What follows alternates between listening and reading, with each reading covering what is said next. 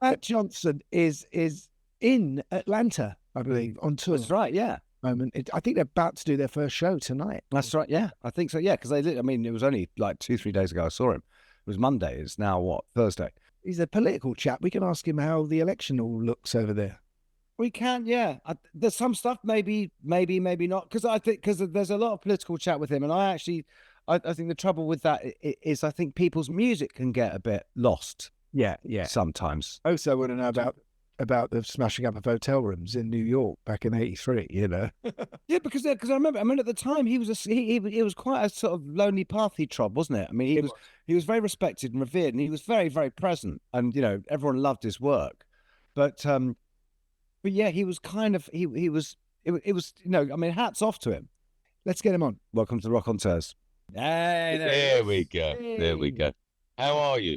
Very good, mate. Well, I've actually just crawled out of my bed. I got hit by some virus yesterday, and I've just been. Oh, you're joking? No, I didn't. What virus? I no idea. I did do it. I did a test, so it's not COVID, but I have got. I just feel.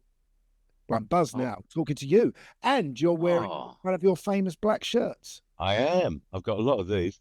Tell us, you've got a special tailor, haven't you? I do. It's Carl Goldberg in New York. He's become a friend of mine. His company's called Seago, and I've been going into for years, 20 or 30 years. I'm in New York in a week or two, so I'll go and see him then as well. I'm a creature of habit. That's good. So I'm in Atlanta, Georgia. And as you know, we've had, down the road, there was a terrible hurricane. Yes. It's hit Florida, and it's pretty awful, apparently. 3 million people without water or electricity. Yeah. And a week or two before that, it was in Durham, North Carolina, which is where we're going next. So I'm not quite sure what we're going to find when we go down there. Oh, wow. Because did you have Florida on your list? No, we don't, fortunately. This time round. You're starting the tour tomorrow, aren't you? Yes. This leg of the tour is tomorrow. Yes. First American show.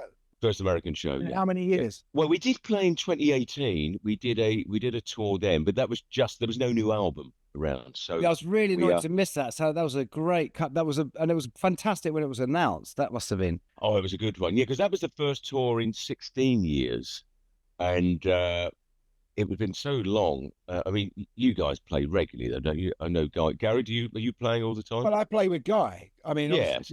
Obviously, my old band is long gone, really. But you guys are working all the time. I play with Guy, Nick Mason. Well, we're only for the last few years. What's quite funny is the Source for the Secrets is actually the most regular touring band I think I've ever been in. Yeah, I haven't seen that, but I've heard great things about that. Oh. I hear it's even better than the original. So I'd like to see that next time you do that. Oh, thank you very much. Yeah, I've heard very good things. We should touch on that later because I had to listen to some of those early tracks of yours, and there's a lot of psych in there. Yeah, I was very inspired by Syd Barrett and those first two Pink Floyd albums were very inspirational. I love Syd, and his solo albums are fantastic as well. So yeah, but I was only a teenager when I did that, and it was. At the time, it was held as the most psychedelic album of its era. But at that point, I hadn't taken any psychedelics at all. It was all teenage imagination. The funny thing is going because how the Syd thing, because the access to information, of course, was so limited compared to what we have now. Because I remember when I first heard about Syd Barrett, the way he was written about was I wasn't sure he was even real. Do you know what I mean? He was literally like this mythical character, and he'd vanished, so it was almost like something that Pink Floyd had invented to give them this more interesting. It was phenomenal, and you're right. In those days, it was more interesting really because you would hear rumors. There'd be the odd fanzine, there'd be word of mouth. It was a much smaller, and you could have an underground scene then, whereas it's impossible today because as soon as something happens, it's obviously all over the internet and all over the world. But I had the same fascination with him, and then these stories of cool way that then the truth slowly revealed itself. The mental illness, and he was living with his mum in Cambridge. I think he ended up. The weirdest Terry is when he turns up at the studio, at Britannia Row or wherever it was, recording Abbey Road. Wish You Were Here, and he suddenly appears in the room, and no one recognizes him except for Nick. who then sort of wells up and says, David, that's Sid. I mean, to be so obscure that even your band members don't recognize. Yeah, phenomenal. But again, this would be again talking about, because there's not the phones, there's not the dead, there's not the. How did he know that they were in Abbey Road? Good point. All this stuff, Anyway, but that's another podcast. For me, my first sort of memory of Sid songs was with Bowie, on the Pin-Ups album. That was my first connection. But what Stanley Saw was the record I was talking about. Oh, that one. Yeah, that was even before A Burning Blue Soul. That's right. And actually, that title came from, I used to collect these, there were reprints of American comics. What were they called? It was DC comics, but not DC as in Marvel and DC. It was Detective Comics, and there was this guy, what was his name? Yeah. Do you remember those? And they were reprinted. They were all black and white, and I guess he was doing it illegally. They're bootlegs, They were bootlegs, and that's very punk, actually, isn't it? Kind of fanzine-esque in itself. Yeah, it was. And the different titles, there was Secrets of the Unknown, I think, Suspense. Not the tomb things as well, and some sci-fi things. Yeah, that's right. That's right. They were fascinating little comics. I used to collect those when I was a teenager. And there was one story in there called what Stanley saw, and there was another one called Spaceship in My Barn, which I also used as a title. So they were the kind of inspiration behind some of those songs. But also at that time, I was very fortunate at the age of 15 to be working in a Soho recording studio for a company called DeWolf Music, who still exists actually. Which studio was that? Which studio was that? That was the one. It wasn't the later one they had, which was the Angel in Upper Street. That's still there. Although somebody else owns it now, I think. But it was the original DeWolf studio on Wardour Street, which was next to the old Marquee Club. Literally the building next door, and it was a small 8-track studio, and it was they were a music publisher, but they also had the little studio. There was a sound bay. They worked with obviously with Soho in those days, it was full of film production companies and post-production companies. So they would help provide library music, essentially, for adverts, for films, for TV. And so I was very fortunate at a young age to be working there and to be taught, the fundamentals of recording and engineering. And so I'd also saved up to buy a little tape recorder, which you guys might remember, the old Akai 4000 DS Mark II, which was the poor man's Revox. So it was a smaller reel-to-reel machine for those that couldn't afford a Revox. And it was just pre-Porter Studio. So the way that you would multi-track was with a sound-on-sound function. So you would record a track, and then you would play it back, and then you would add sound. So you couldn't remix it, but you recorded it as you went along. You had to get the level right on your own. That's right. Yeah, you did. And you couldn't go back. So I used that, and then I would record tapes on those, and I would bring them into DeWolf, into the 8-track, after work or lunchtime or at weekends. They would allow us to use the studio, and then I would overdub and create things, and that's how I did. That's mind-blowing. That's a mind-blowing resource. Yeah, but what's interesting? It was wonderful. Amazing. It's your apprenticeship into what has informed so much of your work right up to today. But I mean, certainly film work and your soundscaping. Yeah, and a lot of your stuff. Very, very lucky, because I was a naughty lad at school and a terrible truant. So I failed all of my exams. School? Sorry. School at this point. Where is school? So I jumped around a bit. So when I was a little boy, I went to school in Stratford initially, which was an old Victorian school called The Grove on Salway Place, just off of Stratford Broadway. But that was knocked down in the 70s. And then we moved. We kept the pub in Stratford, but then we moved. I think our mum wanted to have a nicer upbringing than hanging around Stratford Broadway. We moved to a little village called Great Ratting out in Suffolk for about 3 years. Great Ratting? Great Ratting with a W. Lovely little village. And then that was close to another town, where I went to school, called Haverhill, where I wasn't so keen on Haverhill. I went to school there for 3 years. And then we moved to Ongar, which used to be at the end of the Central Line. Because now it's Epping, isn't it? Right. We used to have a joke about that. When we got on the Central Line, we'd all sit there going, Ongar, Ongar, Ongar, Ongar, Ongar. There you go. So you remember. And unfortunately, and I was lucky that I was still living there when it was connected to London, because they cut it off. There was 3 stations. There was Ongar, Blake Hall, and North Weald. Blake Hall was the first to be closed down. Then they closed down Ongar and North Weald. But anyway, so luckily, so I went to a school called Ongar Comprehensive School, which was a very big school, like many of those comprehensives of that era were, you know, and they brought in all the smaller schools surrounding it that they'd closed down. Very big. I really didn't get on. I had good social life at school, had some good mates, but I didn't have any teachers that took any interest in me. And around about that time, about sort of 11 years old, I formed my first band with my friend Nick Prieston.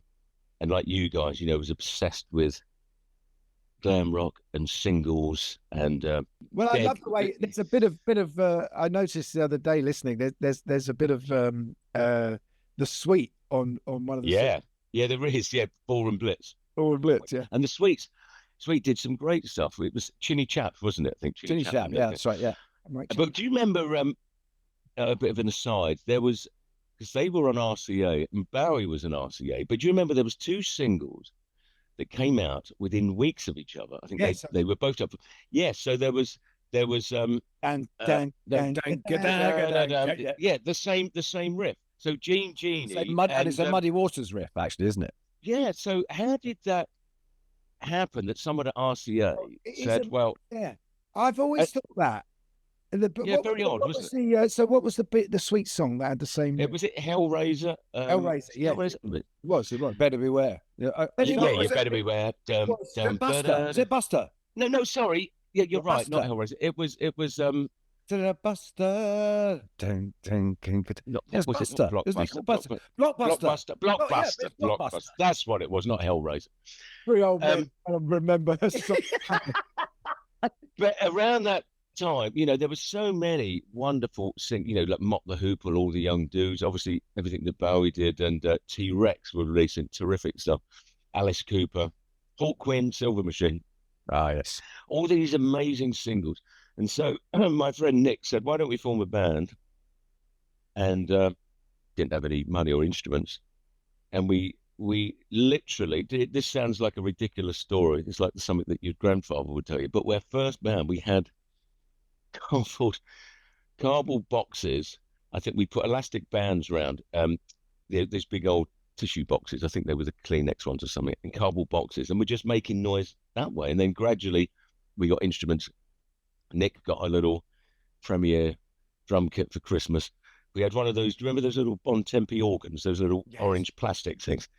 They were great. A little fan would blow through the reeds. We had one of those, and then borrowed bits of equipment and started doing gigs. Started rehearsing, and we did cover versions. Right. Rebel. You singing? Yeah, I was singing. And I've still got some of the tapes. Obviously, before my voice had broken. You weren't baritone then, were you? No, it's a squeaky little voice. And we did. But with that instrumentation, you sound like you're already post-punk. Yeah. It was. It was post-punk, really. And then we played kids' birthday parties and village halls and things like that. So that happened. So I was at school, very obsessed about music, like I'm sure you guys were. You grew up in a. I mean, you've got to tell me about this pub, the Two Puddings. Oh, the Two Puddings. You know, I played Ronnie in the movie. And, yes. Frays used to go to the pub as well, did they? At some point, your dad managed. You didn't own it, I guess. No, he was the licensee. He was a licensee. But so there's a difference in those days between it was essentially owned by the brewery, but you had the tenant was the licensee that would have a long lease on the pub. A managed house is something different, where you're just working directly for the brewery. So he was the governor, the licensee, and he had it from 1962 to the year 2000. So, but didn't own the actual property. So it was the lease on the pub.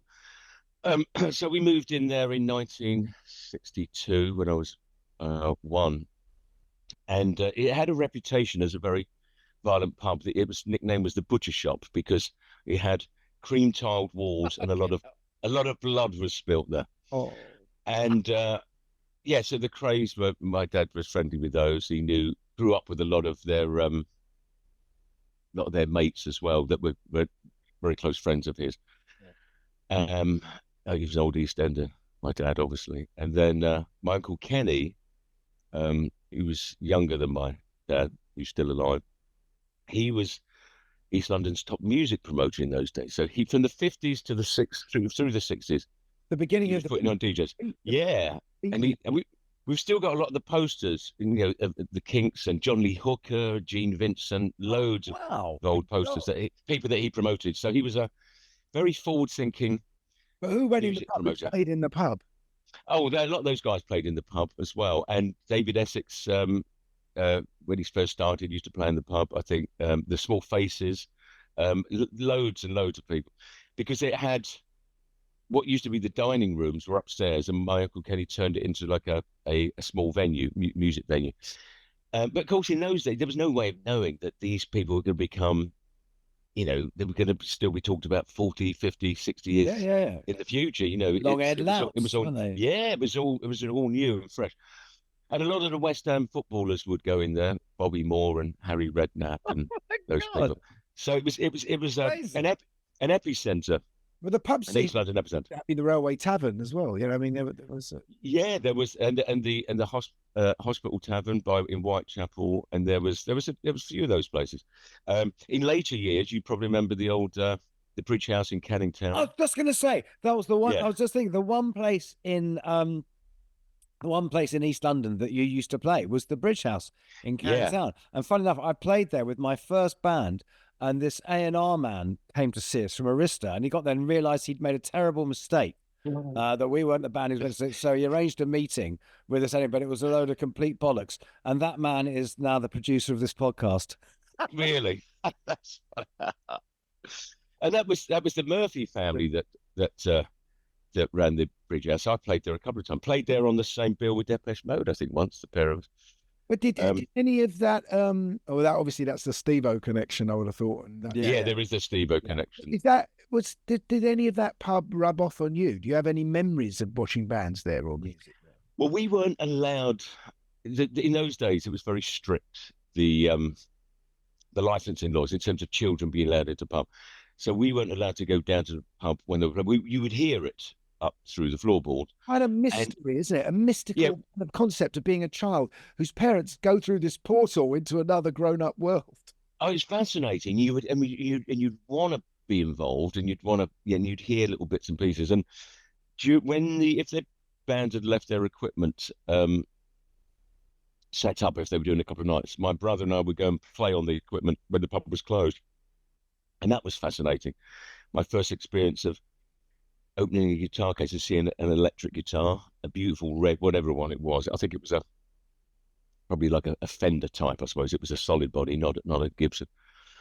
But oh my God, not a red Strat, not like the Hank Marvin, It seemed that, whether it was a Strat but a red guitar, and this fascination with, this is an electric guitar and messing around with it, not plugging it in. I didn't know how to do that then. But it did rub off. I mean, just being surrounded by just the process of osmosis, I suppose, just music, being surrounded by music all the time, on radios, coming up through the floorboard. And also what was quite lovely would be hearing the sound of people laughing, and having a good time, coming up through the dumbwaiter. So the pub had these old dumbwaiters, and you would hear just the smell of cigarette smoke and perfume and laughter wafting up the dumbwaiter. Wow. And it created a real fascination. I had a similar experience because we lived next door to a pub, and my bedroom, back was the adjoining wall. I slept next door to this pub, and I could hear the upright piano, and of course the pub was full of pre-rock and roll people who would just sing, American Songbook or Music Hall Songbook. Now that Brilliant. Infected me musically, without a doubt. It's wonderful, isn't it? Because my nan and granddad lived next to a pub like that, which was in Forest Gate. I think it was the Odessa Arms, that had a piano. And like you said, people would, an uncle or an aunt or whoever or grandfather would sit at the piano, and people would. What a beautiful way to spend the evening. Well, I think what was beautiful is can you imagine? This is just the normal working class community where I lived, singing together. Yeah, fantastic. There's two places you can do that. You can do it on a football pitch, but you can do it on the pitch, on the terraces. But you can also do it in this pub. Yeah. I think that sense of social community through music. Well, we had Gilbert O'Sullivan on there, and he was saying when he was a little kid, he grew up in this, working class household in Ireland, and there was a piano. Because the thing was, you learn the piano because then you're going to be able to go and play in the pub, maybe earn a few bob. But you're absolutely right. It was an absolutely accepted thing that you did, Brilliant. Well, and then television came along, of course, and that became, we all sat around the television. I still remember my nan and granddad's, the ones who lived next to the old Odessa Arms, and you go round there, and there might be a television, but it was a small black and white television in the corner of the room that would be brought out on occasion. But we would all sit round the fire telling stories, and my dad was a great storyteller, and other relatives were, and they just sat around telling stories and laughing.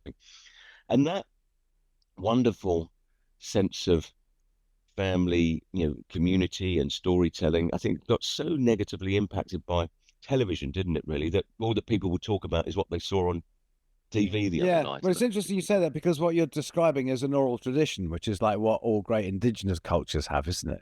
Yeah. Absolutely. What's interesting, Matt, is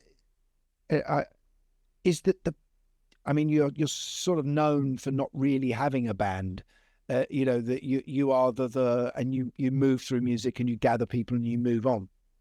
And it seems to me, and especially watching your documentary, and getting to know a bit about you in the last couple of days, that you're such a family person, that your band were your brothers and your mum and your dad, and that really was such a strong foundation for you that I feel that a lot of your nostalgic side is a longing for those times in a way. I was very lucky to have a very close family, and also an extended family, lots of relatives, an old East End family, just very always around each other's places, lots of cousins. And you don't realise, it's an interesting thing my dad said actually about his own childhood, which was a very poor childhood, but he said, I didn't know we were poor. He said, we're all happy. Everybody was on the street, the little terraced houses. They all had the same. They were all happy. They were all playing with each other. He said, we had no idea we were poor until later on, looking back and then having the comparison. It's because they were so happy. And I think, we all often, I suppose, take our childhoods for granted, don't we, really? There's, the good things, we in life, particularly when you're younger, you can be a bit overcritical of things. But in later years, I've really, really appreciated it. I feel, I do love my family, my kids and everything. And also, talking about band members, I work with people on and off for many, many years. I feel that there is quite a family in the sense that people come and go, and it's always changing. But I do work with people over many, many years, and that probably does come from that sense of community. Because by the way, when I saw you the other day at the latest studio, it was I haven't seen James Ella for nearly 40 years, and that was really, really lovely. And he loves. We're both really happy. Yeah, no, we're really happy for each other, and that was so nice. Yeah. He said a really great thing to me, which I think I like to share, because I think for all of us musicians getting on, he said his dad used to have this Count Basie album, and he just remembered this picture on the back of all these guys, and they're all in their 60s, and they're all in their band blazers and everything. And he always thought, God, they look great. And he just suddenly thought, wow, that's us. We've become them. It's very true. Such a great very true. Thing. It's interesting as well, isn't it? How, the central part that music played in all of our lives growing up, and we still obviously love music, but it's now, for a 12-year-old, I think of my youngest son, and his mates, football's still important, and music to a degree, but there's so many other things vying for their attention now. And whether we've passed that golden era, we were lucky to have grown up in that golden era in terms of contemporary music. We've gone past the telly and radiogram. Yeah, but you could say the same with any art where it's unfortunate. Music seems the most obvious one, but it's like, because everything is so available. But that's also why, because as Gary says, our kids are archivists now, because they have so much access to everything. And in a way that, I don't know if this is good or bad, that has meant the end of tribalism in music, right? And realize that that existed. I'm into this band, and therefore I hate their band, is because you had to be invested in this band. Yeah. Because you could only buy so many records. So that's why. So the idea of going, Yeah, I really love the Clash and ABBA. Wow, which kind of now is actually that's a good point to sort of ask the question about your, when music. I mean, obviously, glam rock, was something we're excited about, but then there's that moment when music becomes your tribe, your inspiration. Was it with people like Joy Division? Was it, what were the acts that were turning that you wanted to be? Well, it goes even further back, and I've mentioned this album many, many times over the years, just because I think, how many records can you have loved from the age of 6 or 7, however old I was, until my age now, age 63, and the album was that epiphany, that moment of extreme excitement and inspiration for me as a little boy. It came with the Beatles' White Album. Right. When we had that, we didn't have many records, funnily enough, upstairs. We had the radiogram. There was like Lawrence of Arabia soundtrack by Maurice Jarre. There was, I think there was Porgy and Bess, West Side Story. Our dad bought a few. Did you have MFP Great War movie themes? That was probably later on. MFP. Oh, they were a subdivision of EMI, weren't they? I had a lot of MFP albums. Yeah, because my mum and dad used to get their neighbours in, and they'd have a few beers, and then my dad would get up and he'd play the soundtrack of a film, and they all had to guess what the film was. That's brilliant. The following week, they'd all forgotten. It's kind of thing I do now, actually, with when guests around. Guess what? So that White Album, because it was so eclectic in terms of just the style. The Beatles were obviously sort of decomposing, weren't they, really, at that stage, and all doing different things that you could have on Revolution Number 9, which I absolutely loved. It was terrifying and fascinating in equal measure. It was so intense. And Sexy Sadie, or you would have Bungalow Bill, or it was just a beautiful album.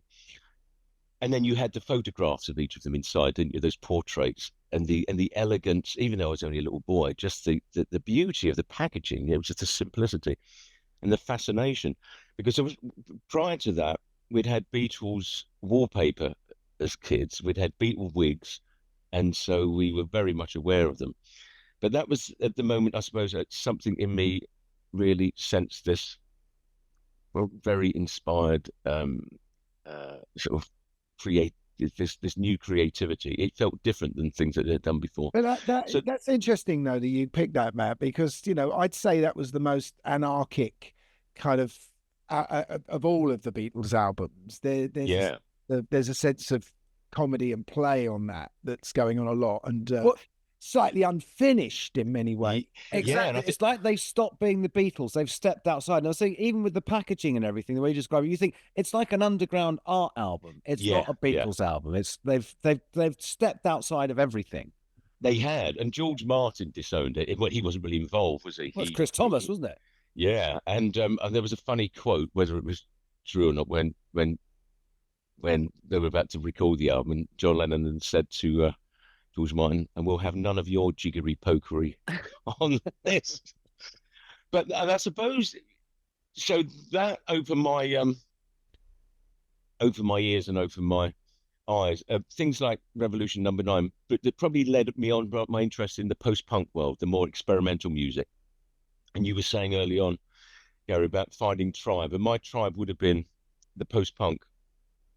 I suddenly, and I was aware of, and as Guy said earlier on, because pre-internet days, you couldn't find much out. So I was aware of things like, the San Francisco Tape Center, aware of the Zodiac Arts Club. But I didn't know anything about them. I just knew there was these interesting underground movements. John Peel, I guess John Peel would have been. Yeah, John Peel was good. John Peel was good. He played some amazing stuff. And so, there was these sources of information, the odd radio program like John Peel, the odd fanzine, word of mouth, and records like, I've mentioned it a lot over the years, Private Plane by Thomas Lear. Oh yeah, no, I seek that out. It's what an extraordinary thing. It's brilliant, isn't it? It's amazing. And the mystery of that. And so we go to all these, underground clubs, these gatherings, to see bands, like Throbbing Gristle and whoever, it's Cabaret Voltaire and Discredibility. And you'd have great music being played, and you wouldn't never, these were obviously, there was no such thing as Shazam. And this record, I said, what is this record? This Private Plane? I was fascinated. So it took me a while to find out what it was and who it was. And I got to meet Thomas and became friends over the years, and we ended up working together. And what was, to me, that post-punk movement really represented the true ethos of punk, because punk, my older brother was a punk, Andrew, and he, you know, would see the Pistols and all that and bring all this. And I didn't like the music so much. I liked the attitude. But post-punk, suddenly, all these people taking that punk ethos, say Thomas Lear, for instance, making that record himself, or recorded it on a little 4-track on a stylophone, printed it up, distributed it. I thought that was fantastic. So that was a really defining moment for me. It was Mute, and you know, we had Stephen Morris on last week from obviously, you know, the Germanic krautrock influence. Yeah. But also, it's funny because I didn't know, because what's so funny, which is bad, like I didn't realize because when I became friends with Johnny Marr, I didn't realize until I read his book that you'd come across each other like around this time, right? Really early. And that's right. Yeah. You blew his mind because he went around and you were doing this sound on sound stuff. Around at your house. Did I put out Burning Blue Soul, and I got friendly with some guys from Manchester, and I used to go up to Manchester and hang out up there. I'm a Cockney Red, so Manchester has always held fascination for me. And they said, I think it was a chap called Pete Hunt, and he said, "You got to meet my friend Johnny. You're going to love Johnny." And Johnny at that time was, even though he's a blue, but yeah. I made an exception for him, and Johnny was working in a clothes shop boutique. He said, "You got to meet my Johnny. You're going to love Johnny." And we met up, and we obviously really hit it off straight away. He was very charismatic, very friendly. Was he a DJ then? Or was he? He was a DJ then, I think, wasn't he? I don't think he was. I don't remember him. First time I ever met him, he was a DJ. We met up. Oh, okay. We did go clubbing together, and then he brought his guitar around, and we played a bit. But in terms of us doing anything at that stage, it was, you know, probably both on the dole. And Manchester and London is a long way away, but we stayed in touch, and he used to come and stay on my bedsit in Highbury when he was getting the deal for the Smiths together, and we stayed in touch. But yeah, lovely guy. Yeah. So I thought at the same time, I think we might have jumped ahead if you're saying this is after Burning Blue Soul. Around about the Burning Blue Soul time. Right. Let's talk about Stevo, because this is an extraordinary character. What's his name? Pierce or something? Stephen Pierce, aka Stevo. Pierce. So the first time I ever met Stevo was our first singles, cut long story short, had just come out. We'd been on Top of the Pops, and we decided to go down to Crocs in Rayleigh, where he invited us, because he was putting on 2 new bands. It was Depeche Mode and Naked Lunch. I can't remember those, but it was Depeche Mode, and Vince was in it, obviously, at that point. Yes. And I remember walking into the room with Steve Dagger, our manager, and he fell on his knees in front of Steve Dagger, and he sort of fake worshipped him. He said, "My hero," you know, this manager worshipping another manager. It was pretty amazing to see that new band. But tell me about your connection with Stevo. Well, Stevo, because around about this time, I was already involved with 4AD, with Cherry Red to a degree, because I'd signed a publishing deal. And also, I'd released a record through Final Solution, who were the guys that used to promote the Throbbing Gristle concerts and Joy Division and people like that. A lot of people with really quite problematic names now. Yes, they are. They are. Well, even New Order. It all had connected to a certain ideology. And so I've released an album with a studio band I had called The Gadgets with my friend Colin Lloyd Tucker. I'd released a single on 4AD and also released an album on 4AD. Then I got this phone call out the blue. I was still living at my mum and dad's place above a pub. This time it was in Loughton in Essex. And the phone call out of the blue, I don't know how he got my number. "Hello, this is Stevo, blah, blah, blah." And was trying to twist my arm to do a show, a concert. I said, "Well, how much are you going to pay?" It was with Cabaret Voltaire, who I really liked. I was big fans of. But there was no money involved. He said, I managed to get, I think, payment of a crate of beer. Some Bizarre Records was already a success at that point. Well, no, actually, this was it. No, it wasn't, because as Some Bizarre records came into existence, he put together a compilation album, which was a Some Bizarre compilation album, which he then got released through Phonogram. And on that compilation album, obviously, Zozo had a track, Depeche Mode, Blancmange, Soft Cell, of course. And so it was through that compilation album, but then, and through Phonogram, that he then got a deal for two of the bands he started to represent, one of whom was B-Movie, and then Soft Cell. And there was an interesting story because Phonogram just wanted to sign B-Movie, but Stevo said, well, you can only sign them if you also sign Soft Cell.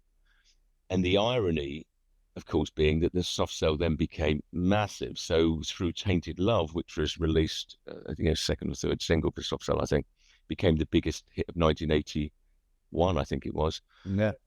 So there was a lot happening in a very short period of time. And Stevo was quite a force of nature. He was younger than me, and I was young compared to a lot of the people that I was hanging out with, because I'd started very young, and he was a year younger than me. And he was very, very persuasive, incredible energy, incredible self-belief. And he did build a wonderful label with Some Bizarre, which for a few years was the most, I'd say, the most creative, the best independent label in the UK, probably, because he had not only Soft Cell, there was also Einsgezehnte Neubauten, Cabaret Voltaire, Psychic TV, Coil, Swans. I introduced Jim Thirlwell, aka Fetus, and he then brought in Einsgezehnte Neubauten and Swans. Test Department. It was incredibly creative label, for 2 or 3 years, and we all used to hang out together. We partied together, and it was a really great period, actually. But then things started to disintegrate. Drugs started to get involved, paranoia, and all sorts of things. And like all good things, they eventually but come to an end and collapse. Didn't he do this some ridiculously, probably illegal, but this deal where you're just he signed you to various record companies at the same time? Well, what he did was, and it was unethical, really, and I didn't realize he was even doing this, but he managed to get Phonogram, because at that point, because Soft Cell was so successful, they just wanted who's this incredible character, Stevo, who else has he got? And then I'd written this song, Cold Spell Ahead, which became Uncertain Smile, which they liked the sound of. They then arranged for me to fly to New York. I was only about 20, to work with Mike Thorne, who had produced Soft Cell and Wire, actually, so who I'd loved as well. And so I flew to New York, worked with Mike, stayed in remember the Mayflower Hotel? That great hotel in New York? Of course, yeah. Which is demolished now. It was a great hotel, musicians' hotel. So first time in New York, riding around in the old checkered camps, had a great time. The session went very, very well. We brought it back. I don't think I'll tell you who it was. It was Phonogram, and it was Decca, London Decca, which was run by Tracy Bennett, Roger Ames. Yeah. Tracy Bennett and Roger Ames. I don't know how Steve managed to do it, but he got them to sign off on paying for everything, and they didn't own it. And they went ballistic, and he then hawked it around. And of course, CBS offered more money, which, to be honest, I was happy with, because I'd liked CBS more than Phonogram. I liked the people at CBS more, but also they had people like Bob Dylan, Johnny Cash, Leonard Cohen, Bruce Springsteen, singer-songwriters. And that's where round. When you were a kid, you would have seen that label going round. Yes, exactly. And it was more glamorous to me, so I was excited about that. I was happy to go to CBS. An American, so there's the American. Yeah, that's right. Absolutely. And Phonogram and Decca / London were incandescent. And I think they even tried to buy the publishing so they could halt it, but there's nothing they could do. And so that was a stroke, and that was the kind of character he was. He was pulling all these outrageous strokes. What were you like when you were in New York, though, Matt? Because you were working with Mike Thorne, but did you did a road trip to Detroit with Stevo? That was the trip after that. So we did. So then I decided to CBS. Then they decided to send me back to New York. So I went. The first time was in the May of '82. Then October '82, we went back, and this time was to record a song called Perfect. But things went very, very pear-shaped, because we got ended up arriving, bad jet lag, and Stevo's cure for jet lag. He said, what you got to do, you get jet lag, the first night you arrive, you take loads of ecstasy and you do this and this and that. You wake up the next day, fine, you'll be good. And of course, I went along with it all. And completely off my head. Then there was Hawaiian grass, which was ridiculously strong, awful. So I felt completely paranoid. And then, of course, to top it all off, I went, I can't go in the studio like this. I think Steve said, well, I know what you need to sort you out. It's a nice Quaalude. so then I'm in the studio, and poor Mike didn't know what was going on. Making your first album, right? Making your... Well, this was the second single, which was part of the first album for CBS. And then poor Mike was like, what? I was bumping around the studio, didn't know what day it was, and it was awful. And I couldn't wait to get out the studio. And I went back to the hotel room or whatever. I said to Steve, I can't go back in there. So we then hatched a plan. I think Stevo asked someone, he said, where is the most dangerous part of America? I think someone said like East Detroit or something. I said, right. When we rented a car and we drove there, on the way, we went, I think, Niagara Falls and various other places, and we had quite a wild time, I can say. Are people waiting in the studio? Well, this is happening. Yes, they were. Yes. And then CBS were phoning up, you know, my new girlfriend at the time in Fiona in London. Where the hell is he? Nobody knew where we were because there'd no mobile phones, and they were off. But you had David Johansen on that record, didn't you? From the yes, that's right. And because he was a friend of Mike Thorne, and David came in, and I like the New York Dolls anyway. He was brilliant. He was doing his Big Spiderback at that time, wasn't he? And was it Buster Poindexter? Buster Poindexter, that's all. Yeah, the lounge Buster Poindexter. I remember seeing him. Yeah. He was a character. Great I don't blues know. harp player. It was a sort of lounge singer. He became a sort of lounge singer and used to just play in the village in bars. Oh, really? Yeah. Yeah, he was a character. He was larger than life. Yeah. He's the only one alive. He's the only one alive. Yeah. So, you couldn't get away with that these days, could you? That sort of behavior. He played harmonica on Perfect. Yeah, he did. He did. Yeah. Yeah, he was good. So when you came back, did you have to London? You had to redo a lot of that album. You had to find a new producer, did you? Yeah. So because we burnt the bridges with Mike, or rather Stevo did. That was the only problem with Stevo. We worked together for a relatively short period of time, but the collateral damage was so immense and intense. There was a lot of wonderful things that he did, but he alienated so many people. There was stuff that went on that I was, upset about when I found out about. And he was his own worst enemy, really, this force of nature. So anyway, the bridges were burnt with Mike, but then we decided to work with a guy called Paul Hardiman, who was a brilliant engineer, who'd also engineered with Mike, not only with Soft Cell in the UK, but also with Wire. And Wire were old friends of mine who had also produced some of my songs. So Paul and I met up, and I warmed to him instantly. Very, very funny guy, and a very he's retired from engineering now, but a brilliant old school analog engineer. Really knew his stuff. And so he and I then started working on Soul Mining, and we recorded it at the old Garden Studios in East London. And it was a pleasure working with him. It was not as crazy as the New York shenanigans. I really knuckled down to work. And we recorded primarily, where did we, Advision? Do you remember the old Advision Studios? Yes. Gosfield Street. We did some there. To go there to do our fake Top of the Pops recordings. Is that right? Yeah. When you'd go in and pretend to re-record. Yeah. So we did some of that with Advision and some of the Garden, and unfortunately, I would have done more recordings with Paul, but then Paul was managed by his lovely wife, and then Stevo fell out with her, and so there was all this damage and all these problems. It became quite difficult, really. You'd start working with people, and what was the first hit single off of that? Was it This Is the Day? Was it? Yeah, This Is the Day. But this is originally this is under your name, though, isn't it? At first? No, no. Burning Blue Soul was under my name. At this point, we're at Soul Mining now. Oh, we're Soul Mining. Of course we are. Sorry. How does this? How do post punks accept Top of the Pops and chart positions? Well, this was a weird thing for me because there's sort of three strains of my musical interest and expression. So on the one hand, what you mentioned earlier on, there's the film soundtrack stuff that I've always loved, television themes and film soundtracks. Radler and Hopkirk had a great soundtrack as well, didn't it? Indeed. Edwin Astley.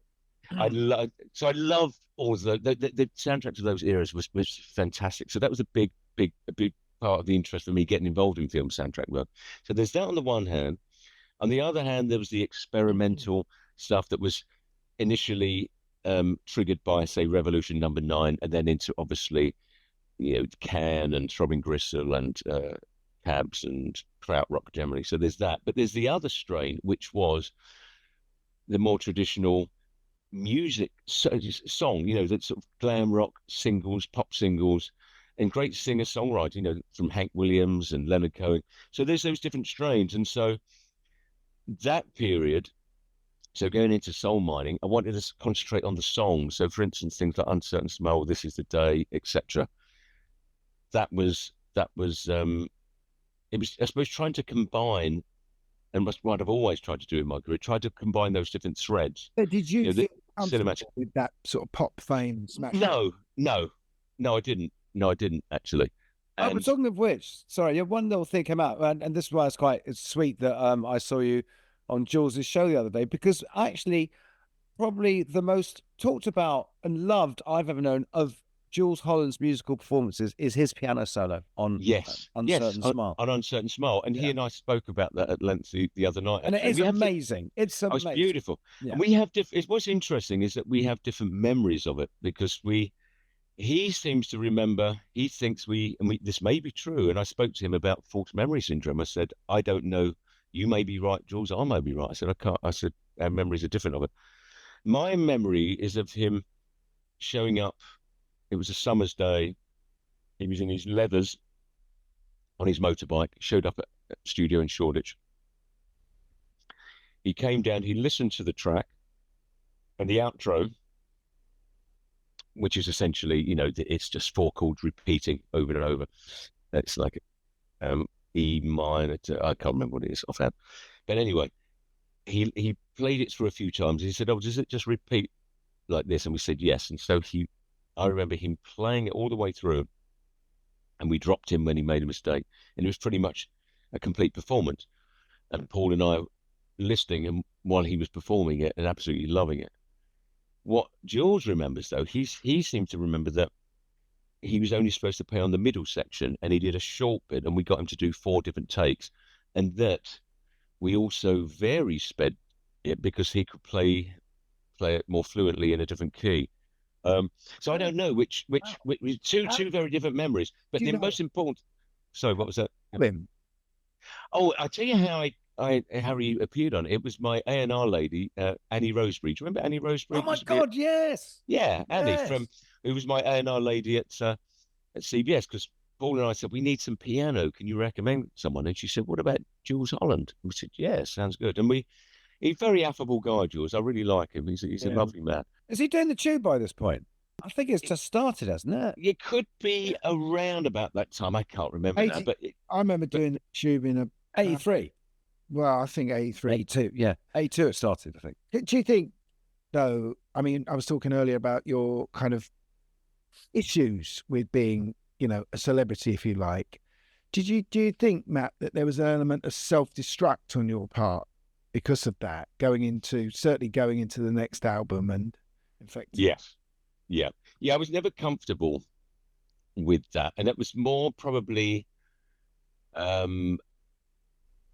Stevo's influence in terms of the soft cell connection, the impact that had, him saying, well, if you follow a similar path, and which wasn't suitable for me really. And I love the guys from Soft Cell. Mark was a good mate, and I really like Dave as well. And so I felt probably pushed into an area that I wasn't that comfortable with. And so then I guess going into the next record, Infected, which the aftermath of that was quite negative and destructive. I mean, you know, you guys remember what it was like. You know, we're all in our 20s. Suddenly, all this temptation, all this stuff going on, Oh, young and people don't deserve that sort of celebrity and success. no, How much it's later? Because I exactly. remember, because you'd made, that was such an important record, man. That was, and it felt like a masterpiece. But I remember this is when I knew David Palmer, and Yes. his thing was how you were always wrestling with it, wrestling with yourself, and kind of Yeah. It was intense. It was intense. You made this insane film, didn't you? Where you got the video every track. Yeah, and I watched some of it. I've seen some of it over the years, but there's that mad stuff where you're part of some weird ritual ceremony and blood on your face. I mean, you're obviously off your head. Yeah, and that was all spontaneous. None of that was scripted. That was very intense. And that film, which no one had ever done anything like it before or since, as far as I know, largely thanks to Stevo's persistence with the record company, because the money that it took to make, you know, we're talking about the mid-80s, and that project, the album and the film, it's £500,000, which was a lot of money back then. A lot of money. I mean, today's money, I don't know what it would be. And so that showed a lot of belief. 15. Fortune. So it showed a huge amount of belief on CBS's part, but also Stevo's persistence, because I didn't want to tour. That was the thing. Now, isn't it? Yeah, very much so. And actually, we did it. And Fitzcarraldo. Very much. Well, it was because it was filmed in Iquitos, which is where they filmed Fitzcarraldo. Oh, there you go. So absolutely, it very, very intense. And the aftermath of that too much. You guys would have seen it over the years as well. We've all seen it. You know, too much success too soon goes to the head, get very arrogant and very cocky, and then, you know, take it out on the people around you, and behave in ways that, looking back on now, you know, you sort of shudder at this sort of arrogance and the conceit, really. But it's a process that we'll go through, you know. And the important thing is coming out the other side, hopefully, and learning and changing, learning from your mistakes. You know, it's part of being human, isn't it, really? Yeah. Although it must be said, because from what I've known of you over the years, the stuff on a personal level I've heard from you is that you've always had a very kind of quite rational, mature way of kind of like buying property, or to, you know, you've been quite grown up in the way you've managed your life. Yeah. Which is very much to be, which I bet you're glad about now. Yes, absolutely. Absolutely. A sensible side, probably thanks to my mum's guidance. She was a lovely lady, my mum, a very fair person. If you think about, I think we all often think, don't we, as what we're handing down to our children in terms of their character, their emotions, their foundations. And when I think about, you know, what I got from my own parents and from my mother, a sense of fairness. She always treated everybody the same. Everyone had to get the same. And I really like that quality. You know, my mum used to, because there were two of us, it was just me and Martin. And when we got our Christmas presents, one of us would always have like 2 shillings sitting on top of the Christmas present, because that was the difference that she'd spent on the other. See, that's lovely. That's really, and the fact you still remember that fairness, it's really good. But Guy, I don't really want to hear the property anecdotes. I'd love to know what happened I thought it was a property podcast. Sorry, in that ritual, because that's looked. Oh, yes, go okay, fine. I just want to finish on it. Did you know what the fuck the grown up? We want to hear the nut job. Well, what happened was, and that was in Iquitos. No, you haven't seen it, you know. Yeah, we were filming, and there just happened to be this massive sort of local. It was a little village in Iquitos, in Peru, Peruvian jungle. We had this wonderful guide called Freddie, who was ex-Peruvian army, that was taking us around into the jungle and different places. And on that particular scene, it was a track called Mercy Beat, and we were going into this small village. We were just, you know, I was being escorted by a couple of locals. We had torches burning, and they were going to take me to these boats where I was going to row myself off into the distance. But we came across this communist rally, quite aggressive, big anti-American communist rally, and that we headed straight into. And so that's what you see, all these people suddenly surrounding me. And we just went with, what can you do? Go with the flow. Shining Path, right? This is the time of the Shining Path. Yeah. That shit's not funny. No. So it could have been dangerous. Yeah. And so I got caught up in all of that, and somehow they were okay to me. We did a little ritual. We became blood brothers. We cut this and we cut that. There was snakes. There was monkeys. I got bit by a monkey at one point, and we were wrestling. I was in a slightly altered state, so my memory of it is slightly sort of coloured, I suppose. But it's interesting looking back and seeing the video, and that it was all spontaneous, and it was directed by Peter Christopherson, who ex-Throbbing Gristle, Coil, and Hypnosis. Did you see that recent Hypnosis? Well, he probably wanted stuff moving. He loved it all. So he was hardcore Peter, and so sleazy as he was known as, and he kept the cameras rolling, and he absolutely loved it because the whole thing just blew up. Another scene, you're on top of in New York now, and you're standing on a gargoyle in the Chrysler Building. I got vertigo just looking at that. I remember. Yeah, that was for I Saw the Light. There was a Hanky Panky, an album called Hanky Panky, which is a cover album. Hank Williams, right? Hank Williams, yes. That takes some explaining. I mean, well, warrants some explaining rather. I mean, yeah, brilliant. Well, so I don't even know how I came to do that album, but I loved Hank Williams as a songwriter, and I wanted to do something different, and so did versions of his albums, of his songs, and then we for the video there was only going to be one single, which was I Saw the Light, and our version is obviously very, very different to his version, as you can imagine. And when we come to do the video, we worked with a director called Sam Bayer. Do you know Sam Bayer? Have you come across him? Brilliant, very talented director. And I was living in New York at that point. And so I said, I want to do something here, and I'd like to do something involving. I'd always liked the old skyscrapers. I mean, the Woolworth building always fascinated me. 30s, yeah. Yeah, actually, that was 1912, I think, that one. And that was built, the only skyscraper built with private funds. So Frank Woolworth, he built it money out of his own pocket. You know, it was the old 5 and dime stores and the wharfs, and then they would pick and mix pay for that, rich. Yeah, exactly. I used to like the old pick and mix. Yeah. So anyway, I said I want to do something like maybe we couldn't get on top of the Woolworth building, but he managed to arrange it so that we could get up on top of the Chrysler building. And the interesting thing was, I think it was in January, so I think it would have been the time of the Super Bowl. And when we got up there, the security guard was eating pretzels and watching the Super Bowl. So we sneaked past him with all of our equipment. And Sam knew a helicopter pilot who was an ex-Vietnam vet, who was one of the few people that had a license to fly very close in amongst the skyscrapers. So he was circling the Chrysler building when we went up there.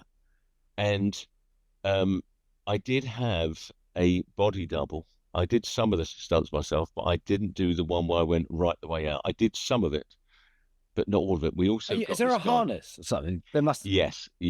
And there was a chap that we got up there, who he was an English guy actually, who was a stuntman, and him and I were sat up there, and I said, "You're looking a bit grey," and he was looking terrified. I said, "What's wrong?" And he said, "I never forget it."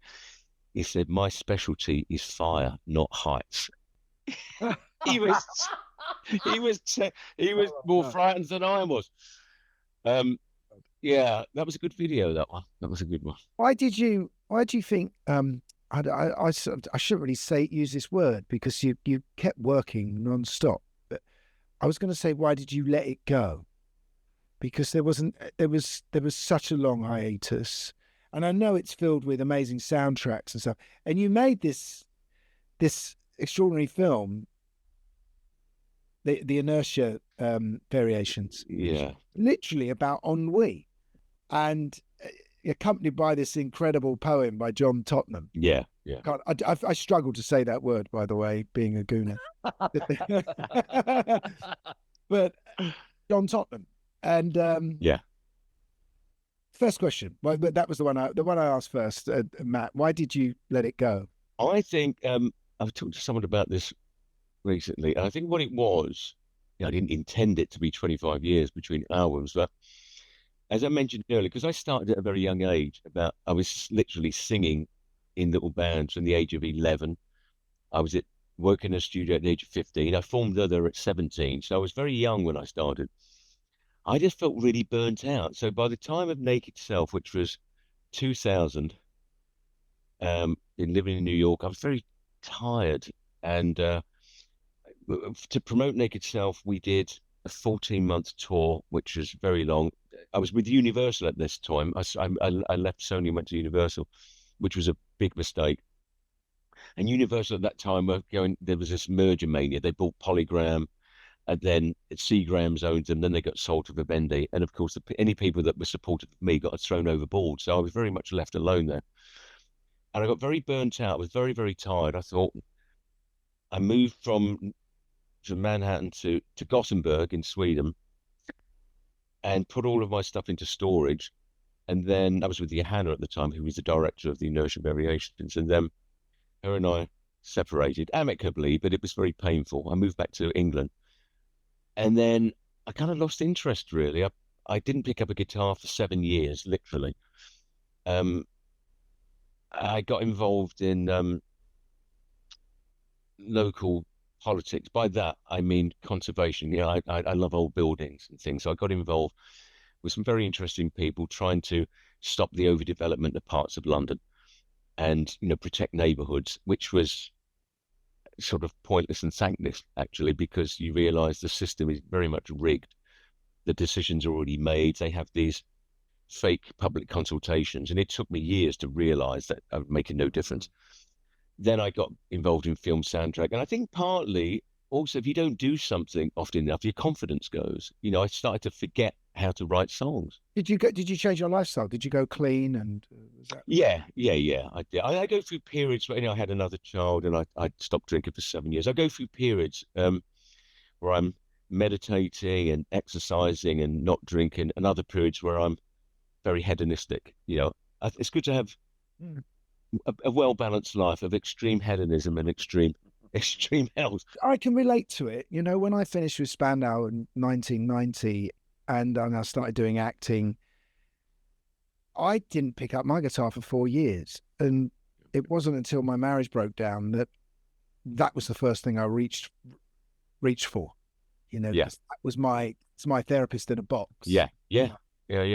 I totally understand. And there's this amazing thing in the film that where your ex is trying to persuade you into writing a song. Yeah. But what really, it seems to me that what really persuades you, and was your brother Andy's death, you know, and your brother you'd worked collaboratively with him so long he does the covers. Yeah. And that seemed to be like, you recognized that time was slipping by, and your sadness led you back to the music writing. Is that all true to say? It's very true to say. And it's interesting you use the phrase, you know, therapist in a box, because it's exactly the same for me, in that you realize that the instrument, the muse, the creative force that's in us, that is our best friend in a way. And I turn to this. It's the one thing that I felt would never really let me down in life. That had always been there waiting for me to give it attention. And unfortunately, and that's 4 times now I've written songs for departed members of my immediate family. And the one that with Andrew, you know, we were very close. He was a big inspiration. I was saying what that relationship must have been like, because it's almost like his muse was very similar to yours, wasn't it? Yeah. It's like you were different aspects of the same. Yeah, and I think that's the thing with brothers, with siblings. I guess you have that shared experience, and you in similar sensibilities, aesthetics, taste in music. You know, you influence each other, but the older brother probably influences the younger more, I would say. And he was a massive influence on me. And he was a very original thinker. He had a very interesting take on things. So I do obviously miss him. And then what's interesting, though, in that film, The Inertia Variations, I do say to Johanna at one point, I'm trying to write a song. It's a song about London, which I didn't finish doing that film. But that song became the first song that I wrote on Ensoulment, which is Some days I drink my coffee by the Grave of William Blake. Yeah. What a title! What a title! And that was and which was true over the years. I've often drunk my coffee by the grave of William Blake, and that song, I couldn't finish it at that time. So the song about Andrew then came to the fore because I had to write that song. And then I'd had the title, and I had the first verse and the first chorus for William Blake, but I couldn't finish it until I was starting to write Ensoulment. And because you know that part of what London, Gary, don't you? Round sort of Old Street and City Road. Yeah, my dad used to work in a factory in Old Street. Yeah. And Bunhill Fields just been off there. And I lived on Bunhill Row for a while in the 80s, which is where the Crays' mum lived. Is where one of the Crays was arrested, I think. And so that overlooks Bunhill Field. And it's a fascinating cemetery because there's all sorts of interesting characters that buried in there. Daniel Defoe and various others, and John Bunyan, I think. And then obviously William Blake. It's a meditative spot for you. Yeah, I funny enough, I don't know about you guys, but throughout my life, I've always had places, what I like to call thinking places, even when I was a little boy, that you go back to again, when you can be by yourself and you can just sit and reflect. And you could have multiple thinking places, but I think it's always good to you go back, and there's something about the way that time almost concertinas, that when you're there, you're connected to the previous time you were there, and then you start comparing what's happened in your life, what you want to happen, what's gone right, what's gone wrong. And I think it's very important for all of us to have those meditative places, particularly in an era which is so bombarded with multiple distractions, with our phones and screens. And so I can really relate to this song because I've got my own record coming out in January, and the guys played on most of it, but the first track, it's called Borough Town. It's about living in London, and it's the sense that we only ever borrow it for a certain time, and then it changes and it almost rejects us. Yeah, and maybe that's an age. There's an age that you are that London is yours, and then as you get older, it suddenly slips away and it becomes someone else's, and you're still living there. You're still calling yourself a Londoner, but it's not the London you remember. But you have that period, don't you, when you're young, and of people saying, "Well, of course, this used to be that, and this used to be that." And you're like, "Yeah, but it's but it's this now." And of course, now you're busy going, "Well, that used to be that." I know. I very much relate to that, and I've been thinking about this a lot lately as I've been talking about this song in interviews. The same with there's a wonderful book. I was going to mention New York because there's a wonderful book by a writer called E.B. White. I think he wrote, was it Charlotte's Web? I think he was known for. But when I left New York, I lived there about 7 years, but I've been going there since I was about 20. And I was very connected to it. And I went back and I was moaning about how it had changed. And my friend, manager at the time, he bought me this book, E.B. White. And what was interesting was that E.B. White lived in New York, I think it was in the 1920s. Then he went back in the 1940s and he was outraged how much it had changed. So this book was written in the 40s. He's going, no, it's not the same. All the restaurants have gone. And I thought and like you were saying, Gary, you have your little time, you borrow that time and it's in the city's yours, and wherever it is. I think we all experience this. And you go back, and no matter, it's never going to be as good as you knew it at that period of time. And, I guess there's people that in London that London's magical for them, but for our generation, we remember what we grew up with, what we knew. But it's everything, isn't it? Still looking for the hacienda. Yes. Yeah. I'd say it's the same with culture. It's the same with everything, isn't it? It's whatever was in the golden years of your life, and everything was happening. And absolutely. A city is probably the biggest exponent of that. I want to just praise your album as well, because we loved it, didn't we, Guy? And we did, absolutely loved it. Strong record. And what's interesting about this record is, unlike a lot of albums you hear now, there is a sound of a band on this record. It's you recognize, and in fact, unlike a lot of your own records of the past, every track seems to have, has got these voices that we get to know. Little Barry, who we love, right? Yes, yeah. So how did that come together? Well, that was the band I put together, or the band on this Ensoulment, who I'm also on tour with. I put that band together for the Comeback Special tour, and how that came about, that band, when I decided to tour again, I reached the first person I contacted was actually James Eller, my bass player, and I said, James, are you up for this? And he instantly was. Then Earl Harvin, my drummer, who's on Ensoulment, but he's only been able to play half of this tour because he's also in the Tindersticks. But anyway, Earl was up for it. I then spoke to Johnny, funnily enough. I said, Johnny, what are you up to? And Johnny, as we know, is touring continually, hardest working man. Oh, it's fantastic. Yeah. But Johnny said, look, I can't do it. He said, but I've got just the guy for you. And he sent little Barry round to me. And I instantly fell in love with Barry. He's amazing, brilliant player. So that was perfect. And then my old keyboard player, DC, Callaghan, who now lives in Chicago, who I sort of thought had retired, he contacted me, said, look, there's in my blood, count me in. So he came over.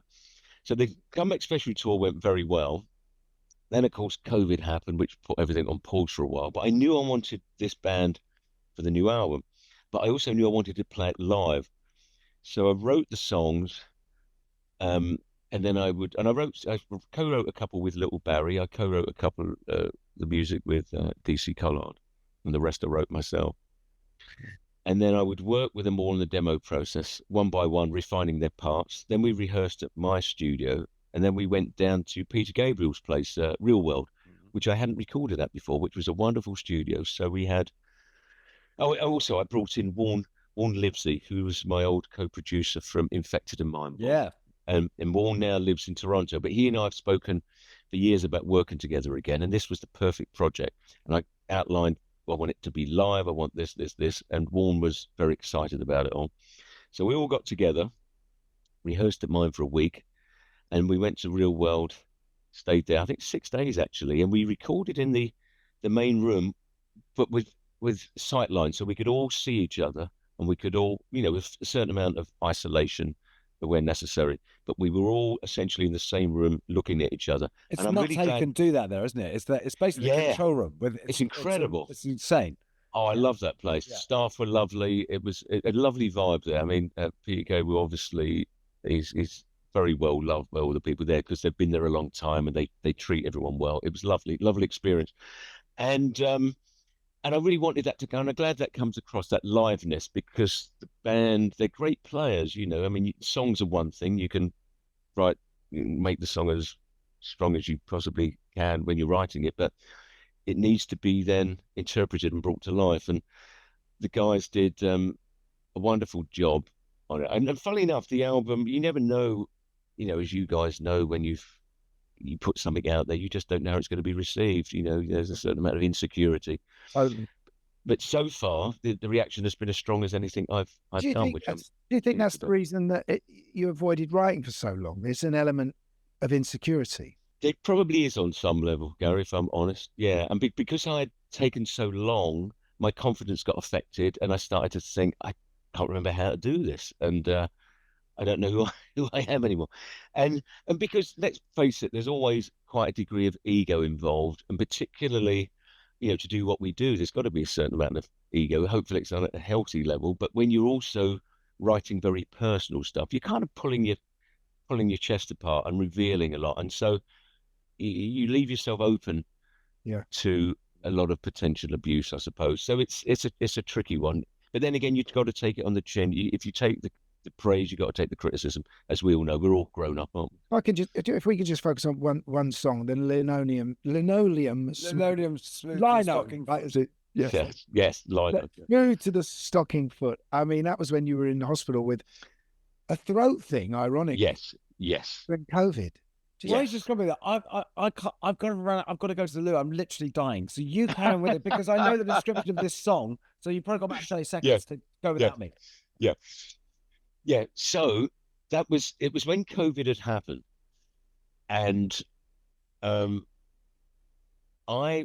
was just kicking off. Now I had this very strange sensation in my throat, and it started it was like a pain in the left side, and it wouldn't go away. And I was taking paracetamol, hot water bottle. Matt, if you were writing a novel about a songwriter who couldn't write and couldn't bring himself to write again, and he developed that in his throat, it would seem like, that's a metaphor too far. Well, I know, and this is what was bloody happening. And then, so we went to the hospital because it was very, very painful, and because the COVID protocols were now in place, they wouldn't allow my partner or son to come in with me. Everyone was masked up. It was all dark and cold.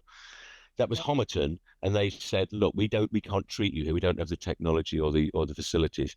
So they then put me in an ambulance and sent me to Whitechapel, the London hospital. And then it got worse and worse. And the way I describe it, it was like, imagine a small python wrapped around your windpipe and squeezing. And I'm like, oh, and they put me on a drip. You probably saw you had cancer, didn't you?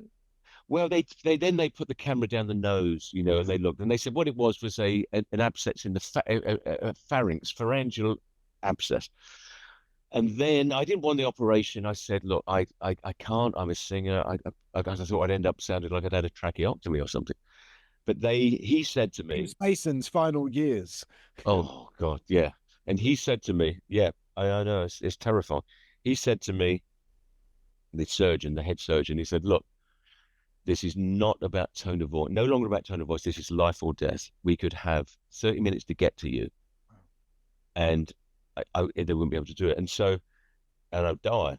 And the night before he'd said that, I'd had a terrible night where the nurse couldn't give me any medication. She said, because we don't have a prescription, I can't prescribe. Couldn't get hold of a doctor. So she spent hours trying to get hold of a doctor because of the chaos that was going on. And my neck was getting worse and worse. And so when the surgeon said that we could have 30 minutes to get to you, I think, well, if it's like last night, no one's going to get to me. I'm just going to die. So then they cut my throat open, did the operation. And I've had General a couple of times, which has not been too bad, but this really knocked it out of me. And so where it came from, then the title, as I was recovering, I was obviously on morphine and whatever, and I had the drip and the surgical stockings and the little gown. And part of me was telling me, you've got to keep the body moving because the lymphatic system, I didn't want to just lie there, like drink water and move. I was determined to get out of there. And so I was walking through these corridors at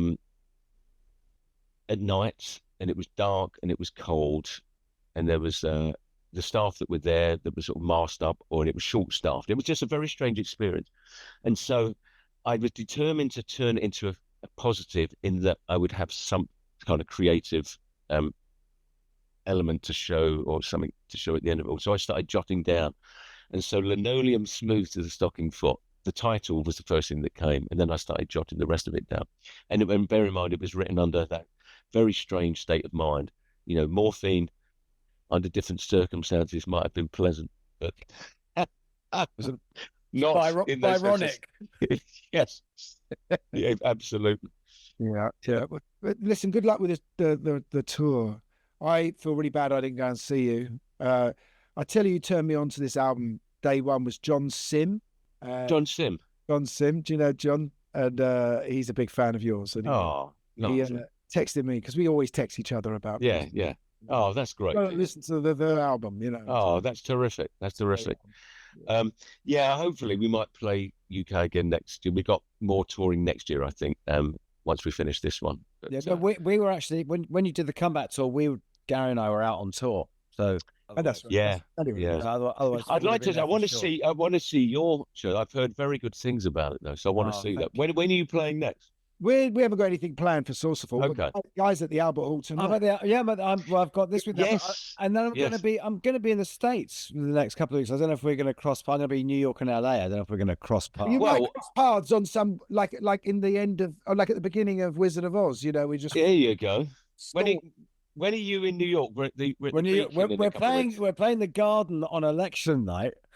Oh, election night! I think we are in California. Yeah, that's going to be a weird one. We decided not to schedule any dates, any shows for election day, because we're in California before then. We're doing Hollywood Park. I'll look it up. Let's look it up. And because it'd be great. Yeah. I'd love to see. Yeah. Yeah, because I love seeing you. But also, by the way, I just say, when you were talking about playing that album live, just one little thing, that when we did later, it was really lovely the way you lot was sat around in a circle, like it was like a proper gang. Well, that's how we always rehearse like that as well. We record like that a lot. It's a nice atmosphere. Although normally little Barry has his guitar amp turned out, so that's like all we could hear. Yes, yeah, I know. Yeah, he was facing you, wasn't it? Yeah. What songs did you do? Well, on later we just did William Blake, actually. Yes. Yeah, and we did William Blake in an interview. And what was funny though is that we didn't know we were starting, because Chris, the drummer, he was given the nod, but the rest of us were looking at the other band, that they were playing, and there was still the applause going on, and we didn't. So we asked to do it again because we messed up all the start of the song.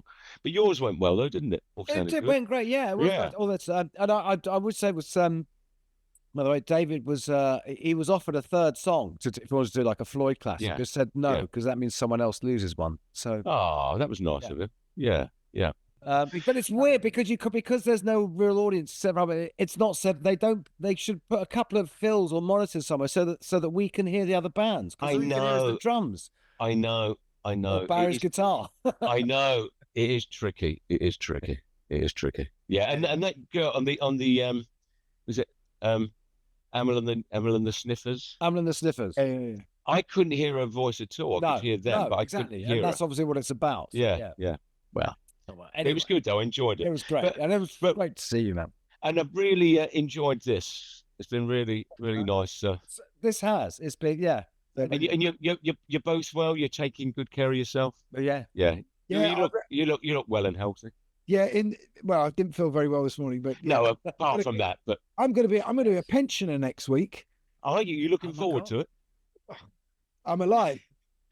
Well, that's the most important thing. And I think once you get to our age, you start to really appreciate and enjoy. Oh yeah. And I think it's if only we had our sensibilities and sensitivities now, but with our energy when we were in our 20s. It's so annoying. I just wish when I was young, I could have heard that phrase "youth is wasted on the young" without hearing it as a young person. I know. Thanks, mate. Thank you. Thank you. Really enjoyed it. Absolute joy. I loved it. It's been great. Thank you so much, man. Best of luck with all of it. Thank you. You too. Take care. All right, mate.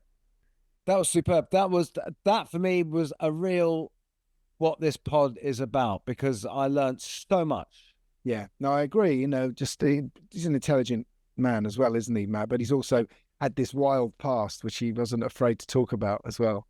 And, a lot of great music. So much great music. See you later. Yeah.